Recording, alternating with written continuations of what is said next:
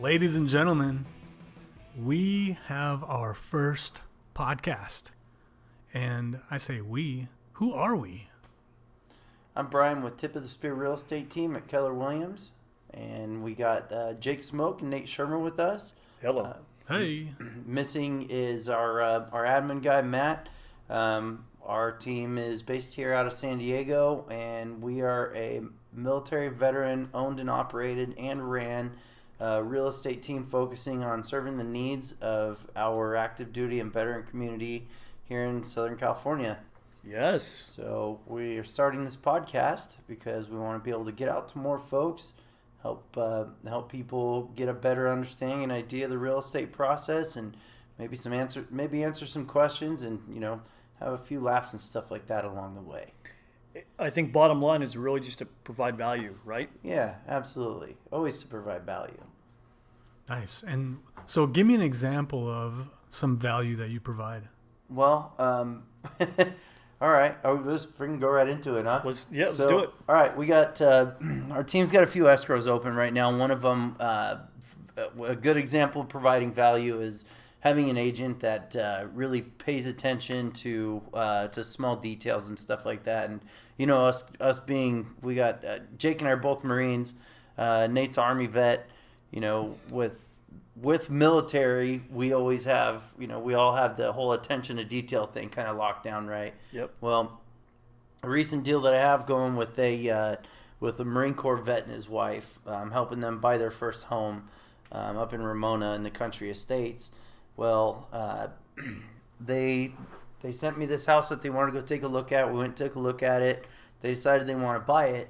Well, I did what's called comparative market analysis, and basically what that means is that I'm going to take a look at everything that's active on the market now in that same area, everything that's pending or in escrow, and everything that's sold in the last few months, just to get a really good idea of what that market or what market value that that particular property has, right? So, and we do this prior to all of our offers that we write, of course. All the time, right? Every single time. It's irresponsible not to, right? In my opinion, and that kind of goes to show with this whole story. So, I found out that looking at it, determined that this house was, the asking price was about $15,000 more than it was worth, right? Oh, wow. Substantial. That's a pretty substantial amount for the area. So, I told my clients that, I told the Marine and his wife that, and we came up with a plan that we were gonna ask for, we're gonna offer the house at what I decided that I thought it was worth, right?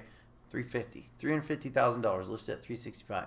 Well, of course, we sent the offer in, got a counter offer. The counter offer was back at full price, right? Said, okay, well, how bad do you guys want this place? Should we mess around? Do you want to counter again? Do you guys want to, even keep going? It doesn't seem like they're willing to budge too much with the asking or with their price. Right. Well, we decided, because we're asking for the sellers to pay closing costs also. So basically, the clients are getting the house with a couple $100 that they're going to spend, and they now are going to have a house essentially. We decided that we would go up to $358,000. That would be cover the difference for the closing costs that the sellers were going to pay. It's kind of right in the middle between what we're asking, a little bit closer to what they want, but that's fine, Right. No. 358's, it's close, right? And considering closing costs, we felt it was more than fair. Well, we got the counter offer at $365 again. That's crazy, right? You're going to keep on just countering the same. They felt like arguing with you. They didn't want to play. I said, okay. Not good. Yeah, very well. So I had a conversation with the listing agent. The conversation went like, hey, how did you decide that house was worth that much money? And she told me that, she thought that it was worth more than the other ones around there because it has a view. Go ahead. Did the listing agent do a comparative market analysis report? So I asked her that, and I'm glad that you asked that question, because I asked her, and her answer was that she thought that the houses that had sold recently in that neighborhood were not nearly as nice and didn't have nice views and were missing this, and that everything in the house was brand new. And the other thing is that she told me that she had talked to somebody else that told her that person thought that the value was there also at 365. So she wasn't giving you a warm and fuzzy. No. That she did her due Already. diligence for her seller. Already, yeah. Exactly. Already, you're like, ooh, Yeah. not How? So you're basing your price off of something that somebody else told you, some guy. good. Right. Right on. Well, I want to know who this guy is because, if some guy knows everything, shoot, I guess I'm wrong. Whatever. So I said, okay, fair. Well, I went back to my clients and we devised this plan. I'm actually pretty proud of this because this was the first time for me and it worked. So we wrote a counter offer up and said that we'll agree to the price of $365,000. However, in the case of a low appraisal, the seller is going to agree to price reduce all the way down to the appraised value, right? Whatever that value is. Well, but I capped it at $350,000. Okay. Had to be fair. Our original offer, right? What I thought the house was worth to begin with. Yeah. I was willing to take a gamble of an appraisal lower than that because I figured it would come in right at 350. Right. I mean, you did your research. Of course. You So- provided that value to the clients, to your buyers. Right. And, I asked the listing agent if she'd be okay with that. And she goes, well, we'll just keep it simple. We're just going to say 365. I said, okay, well, I'm going to counter with this. If you think that the house is worth that much and you think the value's there, this shouldn't be a problem, right? Oh, yeah, no problem. We'll agree to that. That's fine. Okay, fair enough. So I wrote up that counter offer, right? Sent it over. They signed it, agreed to it. Cool. Got a house. My clients are excited. We're in escrow, right? We start doing everything that we do normally, all of our due diligence. We start doing our inspections. We pull the title report. We get our seller's disclosures. What? Oh. Just say scoot in a little bit. Sorry. Yeah, I gotcha. I thought you were telling me to hurry up. No. Anyway, so we're going to have to work on our hand and arm signals for that. Anyway, so we get the appraisal ordered, and the appraiser's job, for those of you that haven't gone through this whole process yet, the appraiser's job is to determine the value of the property and then make sure, especially when it comes to VA loans, make sure that the property is safe, sound, and secure, right? So there could be conditions. Right, because the VA, they have a responsibility to protect the veteran also, right? They want to ensure Absolutely. that they can guarantee, a portion of that home's value to make sure it's valued accordingly. Yeah, Right. 100%. They want to make sure that that our vets aren't getting screwed over. So, so the appraiser goes out, and we get a day or two later, we get what's called a notice of tidewater. Yeah. Ooh. So for Yeah, explain that. Yeah, for briefly. those that I don't know. right, for those that don't know, notice of tidewater means that the VA appraiser is there's a potential for a low appraisal, right? And the appraiser is basically asking for proof that it's worth what we're in escrow at, right? Right. So, and doesn't necessarily always mean that there's a low appraisal, but usually that's what it means. So, the one other, quick fun fact, the VA loan is the only type of loan that you can challenge the appraised value. Every FHA, conventional, USDA, CalVet, none of the other loan types that are out there, you can actually challenge the appraisal. VA, you can. So, doesn't work like 99.9% of the time. You're not going to win, but Right. there's always that 0.1, baby. Anyway, not to say I haven't fought them before, but it's very difficult to be successful with fighting Tidewater. Now, when we got that notice of Tidewater, basically, I heard it and I saw it. We got the notice from the lender, who's same thing. He's a VA expert. All he does is VA loans and stuff like that. So, and him and I had discussed this before. Hey man, I'll bet you a beer we get Tidewater. He's like, okay, we'll see.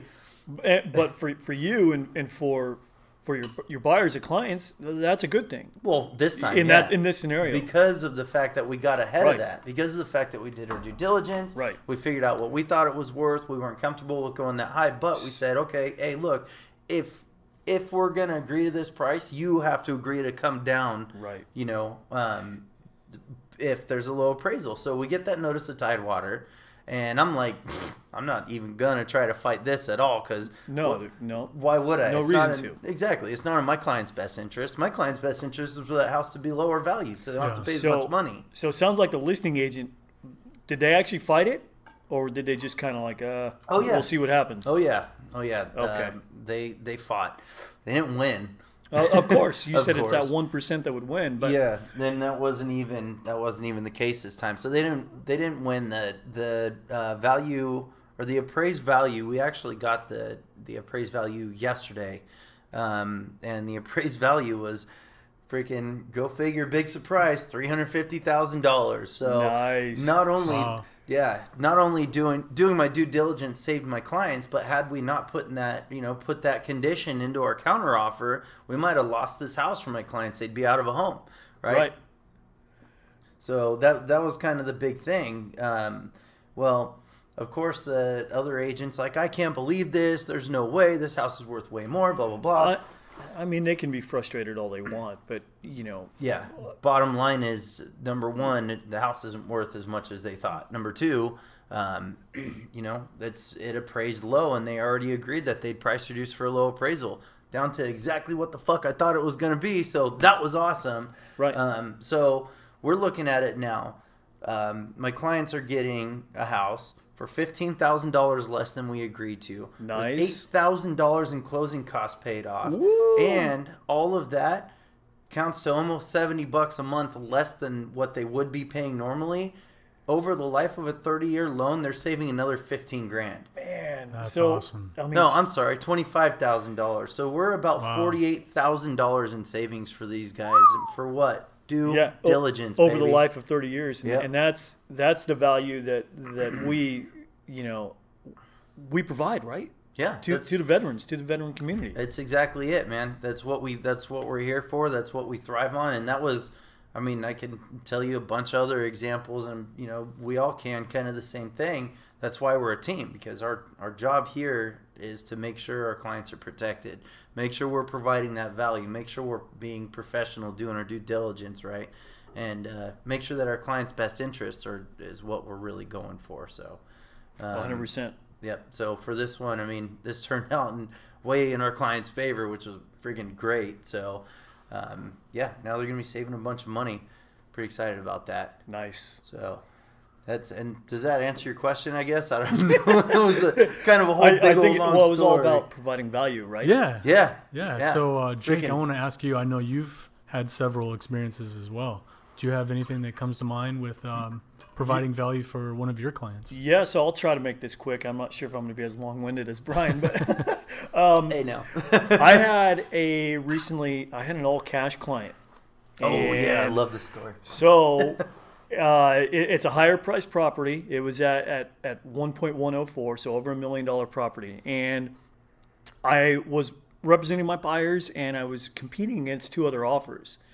And the listing agent said, hey, we're going to counter back everybody, but I want you to be creative. And so I'm thinking, I'm like, okay, how am I going to meet these other two offers that I have no idea what they're going for? I had an idea of what the home could sell for, up to basically about 1.150. Okay. And I was like, all right, I know what I'm going to do. Let me guess. You did a comparative market analysis. Well, I did that, Big right? surprise. First step. Step number one. Weird. By the way, whenever you Due take a diligence, listing baby. or you've got buyers, that's step number one, right? You're not doing anything else until you've done that research about that property. You gotta know what it's worth. So I knew what it was worth and what it could go for, and more importantly, I knew what my what my buyers were willing to pay for it. And they had actually said, Jake, we're actually willing to pay up to 1.150. Okay. I didn't want to go to that extreme, and they were okay with it, but they're like, hey, if we can, buy less, of course, right? We would like to get it for less. Cool. course. This is what I'm going to do. I'm going to counteroffer and present what's called an acceleration clause. And how I wrote it up, I said, hey, the sellers are offering, how did I write it up? 1 second. So I think what we had put in for was right at $1 million. I said, but they're willing to go up to 1.150 max. But what they'll do to basically secure it is they will pay $5,000 over any other highest competing offer and have the seller show proof of that competing offer. So Right. if another offer came in at 1.110 And so they got beat out by 10 grand. My clients were willing to pay 1.115 to pay $5,000 over any other, the highest offer. And they still, if that would have gone to that, they would have still saved tons of money because they were willing to go up to 1.15. Substantial amount, yeah. Yeah. Well, the listing agent loved my counteroffer back so much. She said, Jake, I've been in this industry for 15 years and I rarely see that escalation clause. I rarely see that happening. Mm-hmm. And I can tell that you're straightforward, genuine, and like you're fighting for your clients, and we're going to accept your offer. And by the way, it didn't come, you're not going to go anywhere close to that 1.15. My sellers ended up getting it for 1.104. So they basically saved $46,000. They were willing to pay $46,000 more than what they ended up purchasing that home for. That's awesome. Wow. And it was only $5,000 above what it was originally listed for. So Okay. And didn't they try to tell you to rewrite your counter offer at like 1,115,000 or something like that?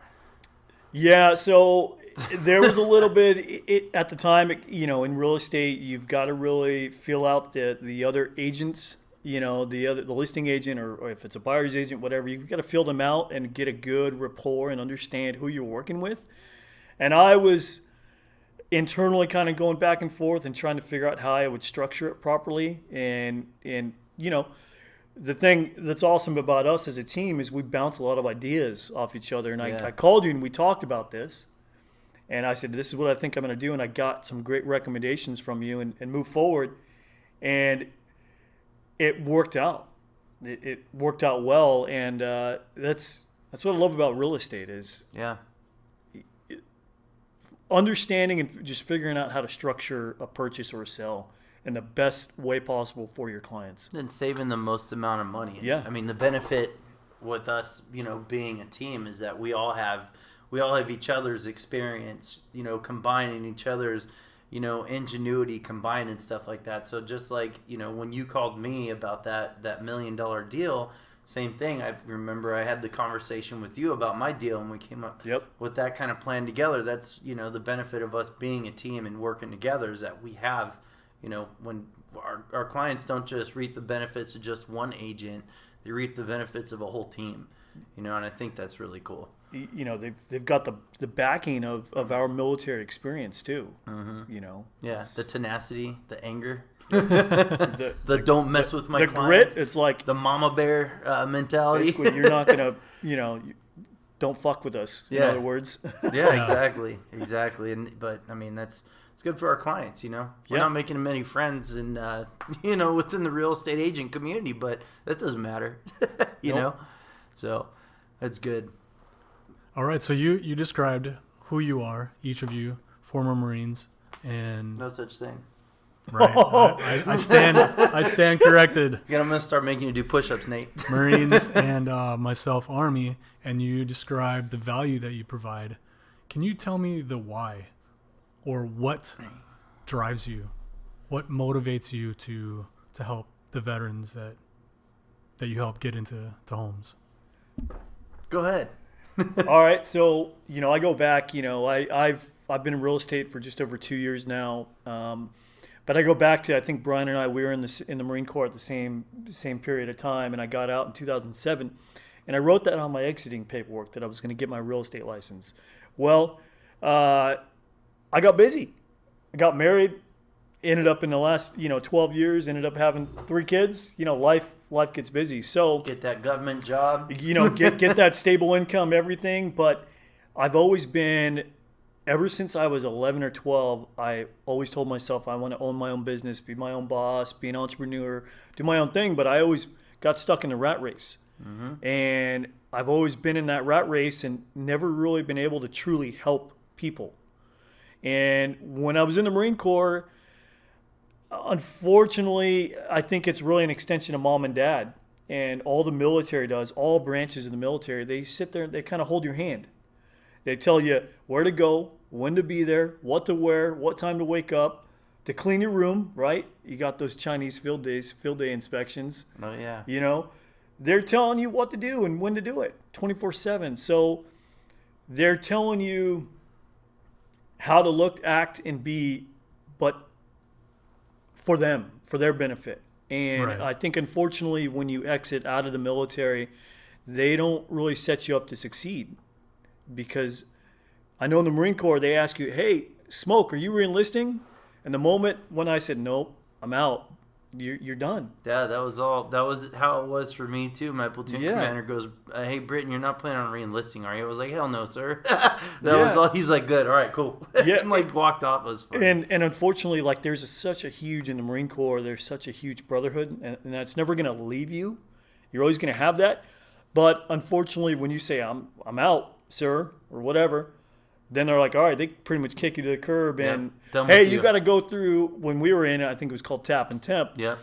Hey, go to this for a couple days, and they'll tell you everything. I just remember sitting with a classroom full of people, Yeah. and they're like, "There's no rank in here. You all have to practice calling each other by your first name." There's some like crusty old gunny on one side of me, and just a pissed off staff Right. sergeant on the other side, and I'm just like, I gotta call these freaking guys by their first names. Like, what the fuck? This is crazy. Right. And then like that's the only thing I really remember out of it. I think they're like, you should build a resume, and you should get a job. And I don't remember how much more that there really was to it. There's probably more. I'm probably underplaying it, but I mean, this is 2005. was- you know what I mean? yeah, that So was- I'm talking about quite a long time ago. But I can't my takeaway remember from that was yesterday. I that. mean, Right. What was breakfast? What day is today? Shit. right.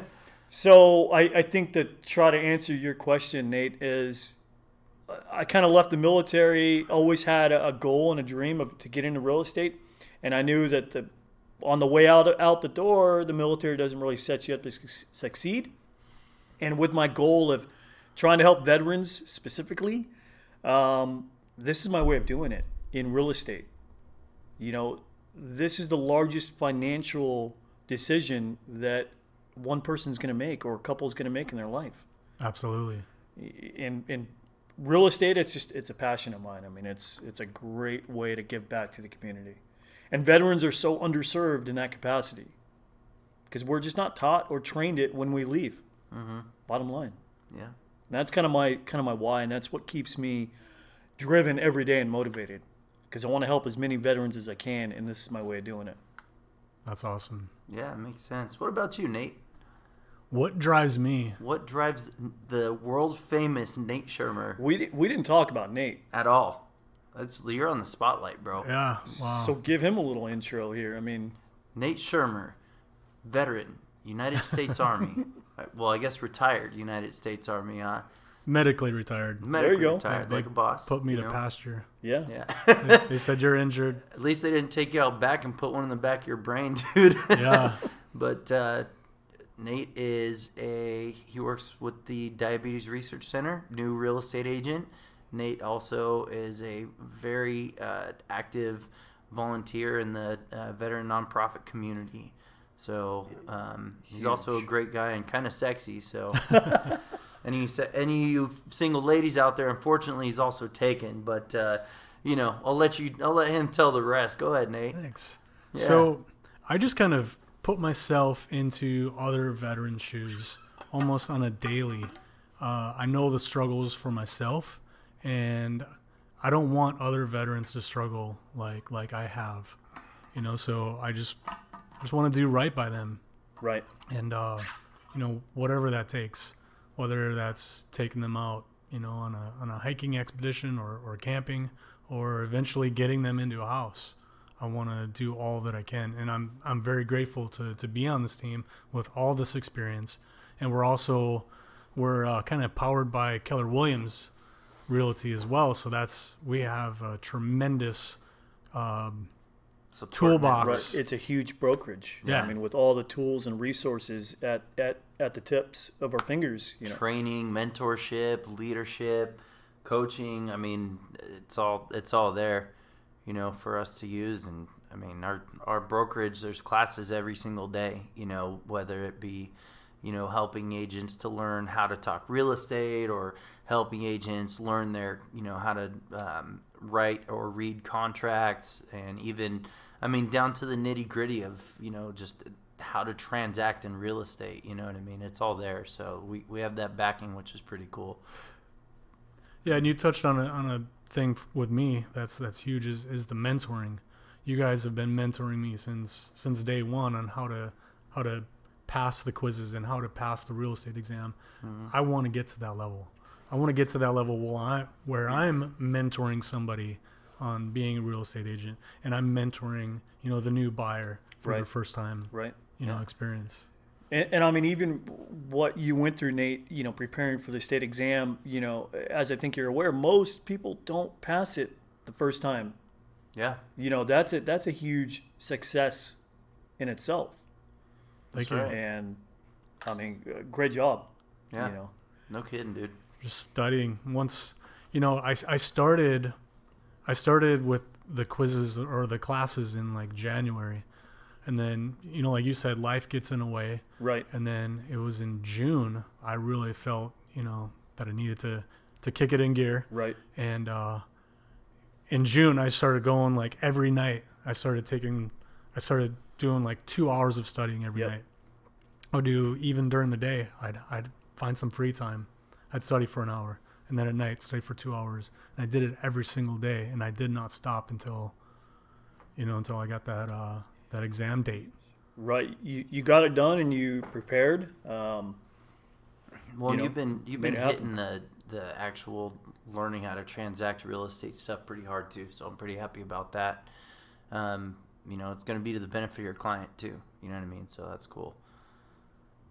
Yeah, that's the most important thing. I mean, like one of the things that you said is do the right thing and money will follow. Mm-hmm. And that's my primary concern always, is doing the right thing. Right. Well, and so I've heard somebody say that's 100%. That's the whole team mantra is exactly that. Do the right thing and money will follow. I was going to touch on that too. Yeah. If you ever hear somebody say that money doesn't matter or that money is not important or whatever the case may be, I don't necessarily think that anybody really thinks that, or that person's really serious or telling the truth, because we all have to pay our bills. We all have to keep the lights on and put food in our kids' mouths and stuff like that. We have a bottom line. I have an expensive ass dirt bike that I just broke, so it kind of matters. But that's not the driving factor. The driving factor is taking care of our folks, taking care of our people, taking care of our Marines, our sailors, our airmen, our soldiers, Coast Guard too, I guess. I don't know if they count, but on that note, you said taken care of, but we have a pretty large reach when it comes to Southern California, right? I mean, where have we operated out of? I just found out right before I walked into this room that I just closed a deal in Chatsworth. Nice. Finally, the deal that would never end. Oh my God! Well, we finally got that thing buttoned up and done deal, so that was cool. But yeah, all the way from North LA down to the TJ border, and from the beach to the desert and whatever. Our licenses are all good in California, right? So we're here for our client, not for the area, So office. I'm based out of Santee, Nate's in the city, Jake's in North County, so we kind of have the whole county covered with the team that we actually have already. But also, I've traveled 3.5 hours for a client just to, get them what they needed to get done. You know what I mean? Oh, you know what? That reminded me, one time I was coming back with the family, and they went with me to the first pit stop, and they were hanging out, chilling in the car, and I showed my client. So we were up in we went up to Mammoth, I think, and then I had to go all the way out to 29 Palms. Oh, I showed 3 or 4 homes. Man, you couldn't get away from 29 Palms for a little while there. Right. Wow. So I showed my client 3 or 4 homes, and then we went to my home in Oceanside once I was done with that client. And then I think from there and went down to San Diego and showed a couple more homes to a client down there. Yeah. So, we do what we got to do to make it happen. Your clients were in Mammoth? No, so I was vacationing with my family for the weekend, and I think I ended up showing homes on Sunday or Monday. Okay. And on that Monday, we were done with our vacation, but because 29 Palms was on the way to my own home, I made a pit stop. Hey, babe, Gotta show some sorry. houses real quick. Got to show some homes. It's only a couple. Trying to make it happen. And so that's what I ended up doing. Good old stumps, Yeah. man. How many did you? That was last year, wasn't it? That was last year. Like 2 or 3 of them there, in like the couple of month span or something. Yeah. So I've had 3 up there, and I'll definitely still drive up there, but not as frequently. You know, if we can try to stay within San Diego County or South Riverside County primarily. But as we mentioned before, we'll go anywhere, right? No beach out of reach, right? There you go. Steal that from our squid brothers and sisters. like that. Yep. So That's awesome. yeah, we all over the place, man. We'll do what it takes. And the other cool thing about our team is that we have a network of veteran realtors pretty much all over the country too. So for folks that are looking to to do some real estate, maybe get out of the military, move back home or something like that, and buy or sell something somewhere far away from here, we can still help out that too. We always what I always do is I find agents, I find a couple of veteran realtors in whatever area the client needs or the client's looking for. I'll call them, kind of grill them just to make sure that they don't suck, and they're not. Right. We got to vet them.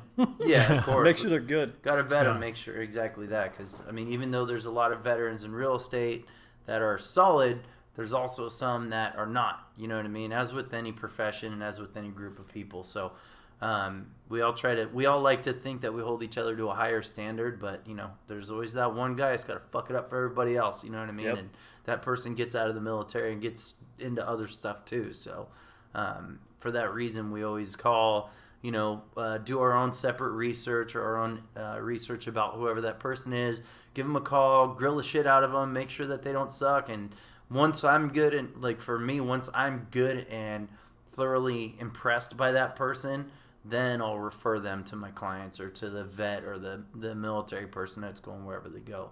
Right. You know what I mean? Because again, it's the same thing. If somebody comes to us with a problem, we need to be able to offer a solution, right? And if that problem is, hey, I want to buy a house in freaking Nashville, Tennessee, good to go. Easy day. Let me reach out to my people. I'll see what I can find for you. Right on. Find a vet realtor out there. Give them a call. Hey, how many VA loans do you do? How much business have you done in the last year? Right. And then on top of it, I'll actually look their numbers up to make sure they're not lying to me. Oh, for sure. Because, research, baby.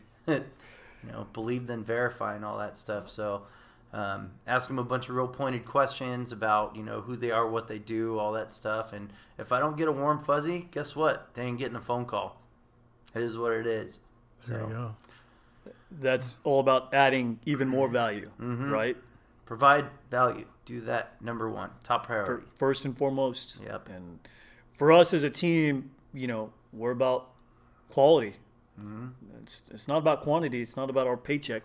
That's nice, but it's about the quality and the value and the service that we provide.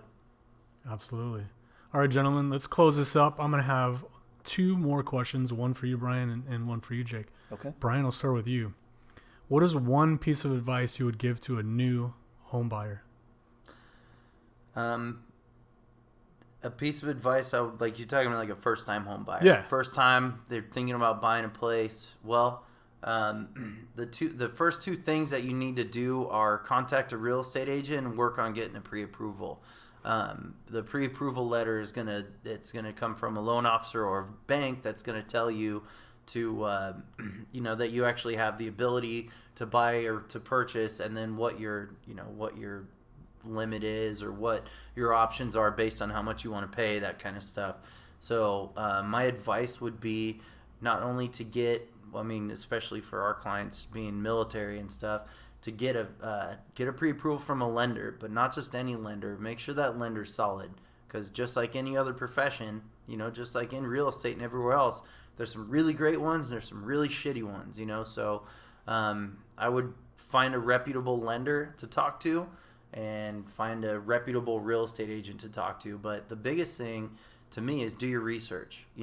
Just because your cousin Bill's friend is a real estate agent, that doesn't mean cousin Bill's friend's a good real estate agent. Yeah.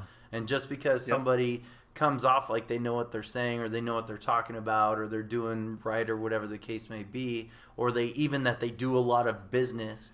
A lot of people think that quantity is synonymous with quality in this industry, and it's really not all the time. Sometimes, sure, but there's always an exception. So I would say do your research. If you're gonna find an agent, look them up. Find them, Google them, look them up on Zillow or on whatever the local real estate something that you have in your area. And look what they do. Do they do work? Check out their reviews. Look at their online presence. People, especially realtors, are all over Facebook. Some of them are on Instagram. A lot of us are on Google. We're not hard to find, and if we are hard to find, that's a problem. But make sure that there's somebody that's in it for the right reasons. Don't just go with the first person just because you're like, oh, okay, well, this person's a real estate agent. They can do everything that everybody else can. Yeah, sure, we can all do the same thing, but does that mean that you're going to get that one person that's going to go above and beyond and really make sure that you save tens of thousands of dollars? Does that always mean that your lender, just because they say, oh yeah, we'll loan you $1 million, does it actually mean that they can loan you that much money? So that's it, I guess. Be diligent about researching your people, who they are, what they do, and then we'll maybe in another episode we'll go over some good questions to grill a real estate agent about before you decide to work with them. Yep, definitely. Okay, so Jake, I'm gonna kind of flip the script with you. Sure. What advice would you give someone that's a first-time home seller? Oh.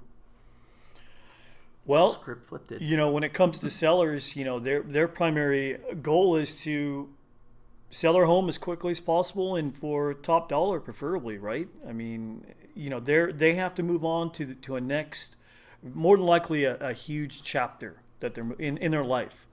They're either getting relocated for a job, or there's a divorce, or for medical reasons they've got to leave the current home that they're in and move on to somewhere else. So with that said, the goal is that I provide for my sellers is to have a very thorough conversation and consultation with them about their needs and their wants when it comes to selling a home. What their expectations are of their agent. Right. That's huge. Figuring out and really building that rapport with them to figure out who they are. And Brian and I, we do this, and Nate, yourself also. Got to figure out their birth dates, anniversaries, what drives them, how many kids they have, figure out what's going on in their kids' lives. Absolutely. When you sit down with a potential client, you spend a good 20, 30 minutes just getting to know each other before we even start talking real estate. Yeah, before we even talk about the paperwork. Yeah. Because the last thing they want to see is, hey, sign this contract and then we'll talk about everything else later. No, I need to get to know you and understand you so I can ensure that I provide you with the best value and the best service possible. Because if you don't know them and you don't know, what your value is to them, and you're not going to know that if you haven't talked to them. Mm-hmm. So I think really that's kind of the first step, is understanding that. And once you understand what motivates them to sell that home, everything, in my experience, and I'm sure in Brian's also, everything else just flows. Right. But if you don't do that initial step, you're just kind of tripping through the process. Yeah. Okay. Hopefully that kind of answered it for you, but that's kind of how I go about doing things. Sure. All right. That's so important with sellers. Sellers need to know that their agent's going to be there for them, just like buyers need to know that 100%. Their agent's going to be there for them. So on either side. Yeah, buddy. All right. So on behalf of Nate Shermer and Jake Smoke, the Brian Britton, this is Tip of the Spear Real Estate Team. Awesome. See you next time.